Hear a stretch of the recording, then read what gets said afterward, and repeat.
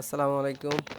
তো আপনারা যে গাছটি দেখতে পাচ্ছেন, তো এই গাছের নাম, এই উদ্ভিদটির নাম হলো আরশেওড়া। ইংরেজিতে টুথব্রাশ, অর্গান বেরি, গ্রিন বেরি বলে থাকে। এর বৈজ্ঞানিক নাম হলো গ্লাস্কুসিমস পেন্টিফেলি। আমাদের চারপাশে ছড়িয়ে আছে আরশেওড়া গাছ। ছোট ছোট ঝোপ আকারে দেখা যায়, আকারে গাছের শাখায় ফুটে থাকে। আর ফল কাঁচা অবস্থায় সবুজ, পাকলে গোলাপি লালচে। পাকা ফল কিন্তু খেতে বেশ ভালো লাগে। আর ফুড ভ্যালু অনেক। একে আরো বহু নামে ডাকা হয়, যেমন মটকিলা, কাওয়াটুটি, ফটিক ক্ষীরা, আশকুলি, আতসরি, দাঁতন। তা আমাদের টাঙ্গাইলের আঞ্চলিক ভাষায় বলে দাঁতই গাছ। এই গাছের কাণ্ড গ্রাম বাংলার এক পরিচিতি দাঁতন হিসেবে ব্যবহার করা হয়। এতে দাঁত ও মাড়ি দুই নাকি অনেক ভালো থাকে। আর শেওড়ার আছে বহু ঔষধি গুণ।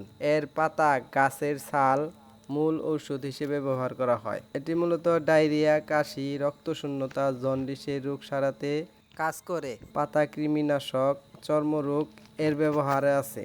তো প্রবাদে আছে, জঙ্গলেই নাকি মঙ্গল হয়। তা আমরা এই গাছটির মাধ্যমে জানতে পারলাম। আর এর বিশেষ একটি গুণ হলো, আপনি প্রমাণ করে দেখতে পারেন, আপনার যদি প্রচণ্ড মাথা ব্যথা থাকে, তাহলে এই ফুলের ঘ্রাণ নিবেন, দেখবেন নিমিষে মাথা ব্যথা সেরে গেছে। তা আপনাদের আঞ্চলিক ভাষায় এর নাম কি, সবাই কমেন্টে জানাবেন।